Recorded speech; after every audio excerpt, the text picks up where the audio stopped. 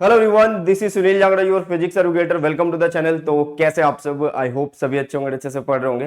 तो आज एक बहुत बढ़िया वीडियो मैं आप लोगों के लिए लेके आया हूं, या फिर बोल सकते हैं कि डिमांडिंग वीडियो है। बहुत सारे बच्चे chapter wise most important derivation के बारे में पूछ रहे थे कि sir chapter wise most important derivations बता दो। अच्छा यार, मैं आप लोगों को एक चीज बता दूं कि डेरिवेशन भी हमारे जो बोर्ड एग्जाम है उसमें 10 से 12 नंबर को कवर करता है। मतलब 10 से 12 नंबर की आप लोगों को देखने को मिल जाएंगी। तो इसलिए आप लोगों को पता होनी चाहिए कि कौन सी मोस्ट इंपोर्टेंट डेरिवेशन है और उन पे ही सबसे ज्यादा प्रैक्टिस, उन पे ही सबसे ज्यादा फोकस किया जाए। ठीक है, बट इसका मतलब ये नहीं कि बाकी चीजें छोड़ दो, इन पे सबसे ज्यादा फोकस करना आप लोगों को। तो ये एक बहुत ही बढ़िया और इंपॉर्टेंट वीडियो है। वीडियो अच्छी लगे तो अपने फ्रेंड्स तक शेयर कर देना, क्योंकि मैं चाहता हूं यार हर एक बच्चे के बहुत अच्छे नंबर आ जाए फिजिक्स के अंदर इस चैनल से। ठीक है, चलिए। तो सबसे पहले यार मैं बोलूंगा कि जो टेलीग्राम चैनल है बेटा सुनील जांगड़ा सर के नाम से, इसको फटाफट से ज्वाइन कर लेना। जितना भी मेरा कंटेंट है वो आप लोगों को यहाँ पे मिलेगा, और इसकी जो पीडीएफ है भाई साहब वो भी मैं यहाँ पे भेज दूंगा। ठीक है, इसकी जो पीडीएफ है वो भी आप लोगों को यहाँ पे मिल जाएगी। इवन एक ऐसी पीडीएफ भेज दूंगा जिसमें आप लोगों को सब कुछ मिल जाएगा। मतलब most important question, most important topics, most important derivation, वो सब आप लोगों को मिल जाएगा। ठीक है, चलो अब बात करते हैं यार सबसे पहले इंपॉर्टेंट डेरिवेशंस की, कि कौन कौन सी इंपॉर्टेंट डेरिवेशंस हैं, और चैप्टर वाइज हम देखने वाले हैं। ठीक है, कि किस चैप्टर से कितने डेरिवेशन जो है मोस्ट इंपॉर्टेंट है। बट मैं बार बार बोल रहा हूं कि यार मोस्ट इंपॉर्टेंट का मतलब है कि इनके ऊपर सबसे ज्यादा फोकस करना है। ठीक है, उनकी प्रैक्टिस सबसे ज्यादा करनी है, उनको छोड़ के नहीं जाना है। कई बार क्या होगा कि तुम एक डेरिवेशन तुम्हारे समझ में नहीं आ रही, तुम सोचोगे यार इसको मैं छोड़ देता हूं, लेकिन वो मोस्ट इंपॉर्टेंट थी। वो कैसे पता लगेगी? यहां से पता लगेगी। ठीक है बेटा, चलिए। अच्छा, अगर आप भाई साहब नए क्वेश्चन की प्रैक्टिस करना चाहते हो, और मैं आप लोगों को बोलूंगा कि अगर आप लोगों को बोर्ड एग्जाम के अंदर फोड़ना है, मचाना है, तो भाई साहब न्यू क्वेश्चन तो आप लोगों को लगाने होंगे। तो सीबीएसई क्लास 12 फिजिक्स का सैंपल पेपर बेटा आप लोगों के लिए मैं लेके आया हूं, मैं और मेरी टीम। ठीक है, ये फिजिक्स का है। इसी तरीके से आपको केमिस्ट्री का मिल जाएगा, मैथ्स का मिल जाएगा, और इसका जो लिंक है वो डिस्क्रिप्शन बॉक्स में है। 25+1, ठीक है, 25+1 क्वेश्चन पेपर आप लोगों को मिल रहे हैं। इसमें बोर्ड्स के पेपर भी है और नए सैंपल पेपर भी हैं। तो सब कुछ इसके अंदर विद सॉल्यूशन है। एक बेस्ट बुक आप लोगों के लिए बनाई गई है, जिसका लिंक आप लोगों को कहाँ मिलने वाला है? लिंक मिल जाएगा भाई साहब डिस्क्रिप्शन बॉक्स में। ठीक है, इस वीडियो के डिस्क्रिप्शन बॉक्स में मिल जाएगा। बहुत अच्छी बुक है आप लोगों के लिए। चलो यार, अब बात कर लेते हैं chapter wise most important derivation कौन सी है। ठीक है, देखो यार ये एक स्लाइड तुम्हारे लिए तैयार कर दी गई है, क्लास 12 फिजिक्स इंपॉर्टेंट डेरिवेशंस। ठीक है, ये पहला चैप्टर, ये आपका दूसरा चैप्टर है। ठीक है, ये आपका तीसरा चैप्टर, ये चौथा, ये पांचवा, ये छठा, ये अरे सातवां कहाँ गया? ये रहा सातवां, आठवां, नौवां, 10वां, और ये 11वां, 12वां, और ये 13, 14 चैप्टर आप लोगों के पास ये रहे। ठीक है, तो एक बार मैं आप लोगों को पूरा बता देता हूँ कि किस चैप्टर से कितनी डेरिवेशन। देखो यार, पहले चैप्टर से आप लोगों के पास जो गॉस थ्योरम है ना, वो बहुत ज्यादा इंपॉर्टेंट है। पहले चैप्टर से जो गॉस थ्योरम है ना, वो बहुत ज्यादा इंपॉर्टेंट है। अब गॉस थ्योरम का डेरिवेशन या तो प्रूफ आ जाएगा कि गॉस थ्योरम क्या है, उसका प्रूफ आ जाएगा, उसके फॉर्मूले का, या उसकी एप्लीकेशन आ जाए, कोई भी तीन में से एक, तो भाई वो बहुत बहुत ज्यादा इंपॉर्टेंट है। Electric field due to dipole, mainly axial या इक्वेटोरियल में से एक दिखता है पेपर के अंदर। ठीक है, electric field in uniform electric field, इसका मतलब क्या है यार? इसका मतलब टॉर्क वाले डेरिवेशन की हम बात कर रहे हैं। किसकी बात कर रहे हैं? टॉर्क वाले डेरिवेशन की हम बात कर रहे हैं। ये मोस्ट इंपॉर्टेंट है। ओके, अब उसके बाद देखो यार ध्यान से, नेक्स्ट चैप्टर आता है इलेक्ट्रिक पोटेंशियल एंड कैपेसिटेंस। एक खुशी की बात यह है कि कैपेसिटेंस में से, मतलब कैपेसिटर वाला जो पार्ट है उसमें से डेरिवेशन डिलीटेड है, जो एनर्जी स्टोर्ड वाली होती है। ठीक है, तो भाई electric field due to dipole वही एक्सियल या इक्वेटोरियल पे, वैसे इक्वेटोरियल पे तो जीरो ही होता है, तो वो एक्सियल पे ही पूछेगा मेनली तुमसे। ठीक है, उसके बाद potential energy of A system of 2 point charges in external field, बहुत आसान है, सिर्फ एक बार प्रैक्टिस करने की जरूरत है।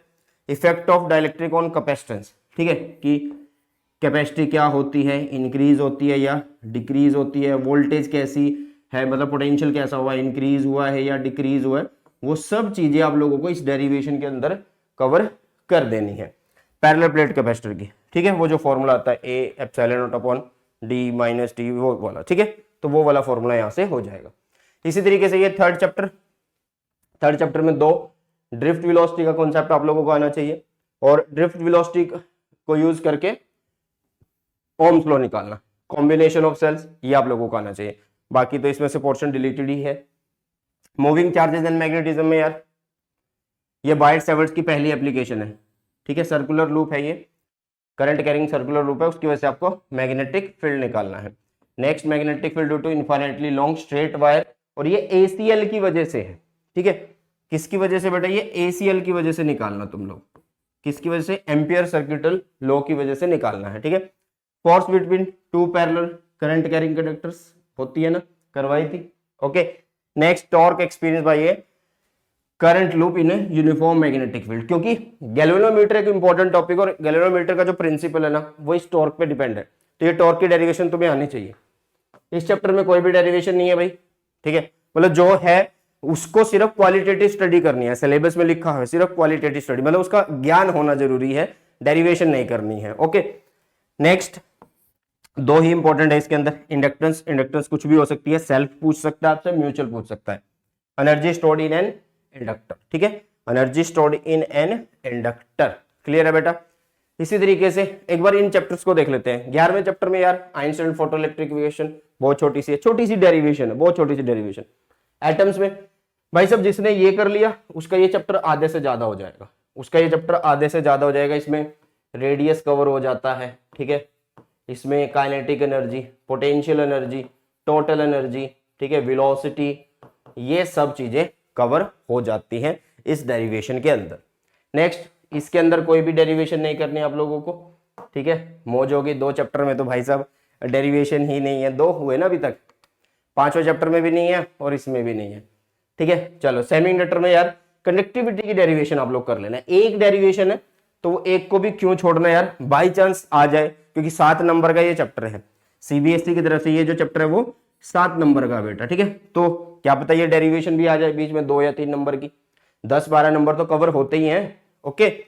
नेक्स्ट, अब ये बड़े चैप्टर्स है, 8वें चैप्टर में कोई भी डेरिवेशन नहीं है, ठीक है, कोई भी डेरिवेशन आप लोगों को नहीं करनी, जो रिजल्ट्स हैं वो याद रख लेने हैं। इसकी बात करते हैं अल्टरनेटिंग करंट की, मोस्ट इंपॉर्टेंट है सीरीज एलसीआर सर्किट और power in an AC circuit, ये कर लेना यार, आधे से ज्यादा चैप्टर कवर हो जाते हैं इन 2 टॉपिक से, साथ में इनकी डेरिवेशन हो जाएगी। सीरीज एलसीआर में सब कुछ पता लग जाता है आप लोगों को कि इंडक्टर के केस में वोल्टेज करंट कैसे थे, कैपेसिटर के केस में वोल्टेज करंट कैसे थे, रेजिस्टर के केस में कैसे थे, power in an AC circuit, ठीक है, कि कितनी पावर कंज्यूम्ड होती है, कितनी पावर डिसिपेट होती है।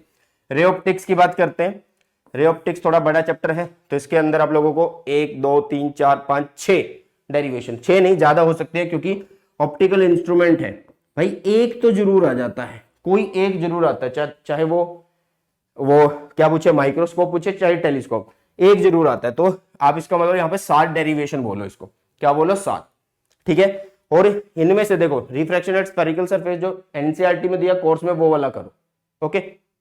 चलो यार, तो इन डेरिवेशन को देख लेना, मैंने करवाई हुई है, 1 शॉट करवा दिया, पूरे प्रीवियस ईयर करवा दिए, सब कुछ आप लोगों के लिए चैनल पे अवेलेबल है, सिर्फ पढ़ने की कमी है।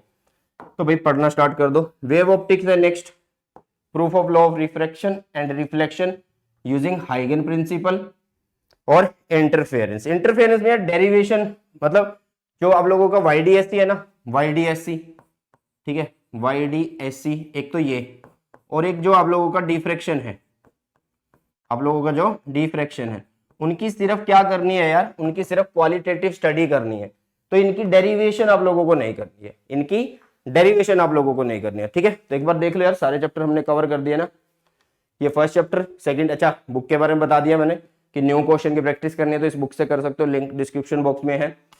पहला चैप्टर, दूसरा, तीसरा, चौथा, 5वां, 6ठा, ये 11th आ गया यार, ये 12th, ये 13, 14, ये आ गया आप लोगों के पास, अच्छा वहां पे 6 से थे ना, हाँ 6 के बाद से ही आ गया 7th, 8th, 9th, 10th, ठीक है।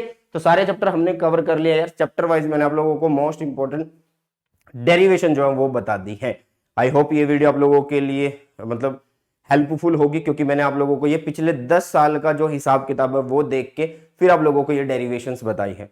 और वीडियो अगर अच्छी लगे तो अपने फ्रेंड्स तक जरूर शेयर कर देना। तो इसी के साथ इस वीडियो सेशन को करते हैं समाप्त, मिलते हैं जल्दी से नए सेशन में। सो बाय, टेक केयर, जय हिंद, वंदे मातरम।